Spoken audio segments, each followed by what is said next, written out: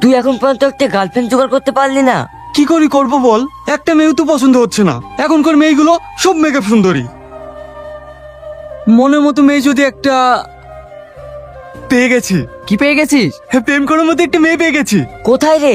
সামনের দিকে তাকা। ওদিকে নজর দিও না শোন না। ওটিকে জানো? কে ওটা? এই শহরের সব থেকে বড় বিজনেসম্যানের মেয়ে শ্রাবণী। ওকে আমার চাই। মামার বাড়ি আবদার, চাইলেই পাওয়া যাবে। এই তোর কি আছে যে তোর সাথে ও প্রেম করবে? তোর আমার বন্ধু না, প্লিজ ভাই এই ছোট্ট কাজটা করে দে না। কি বল? শোন, ও সব কাজ আমরা করতে পারবো না। প্লিজ ভাই প্লিজ। ঠিক আছে। Hi baby. কাকে কি বলছেন? রাখলে না তোমাকে রোজ ফ্লাওয়ার মানে গোলাপ ফুলের মতো দেখায়। এ দিশা, চল এখান থেকে। আরে যাচ্ছে কোথায়? বসো।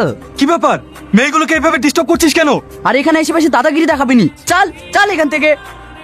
দাঁড়াও ভাই 1 মিনিট। কিসের 1 মিনিট রে? আপনি যদি না থাকতেন। না না, এটা তো আমার কর্তব্য। আপনাকে তো এর আগে কখনো দেখিনি। আপনি কোথায় থাকেন?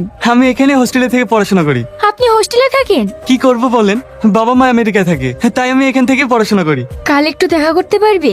ওকে। বিশু, আজকে যে আমি করতে হবে তোদেরকে বলে বোঝাতে পারবো না।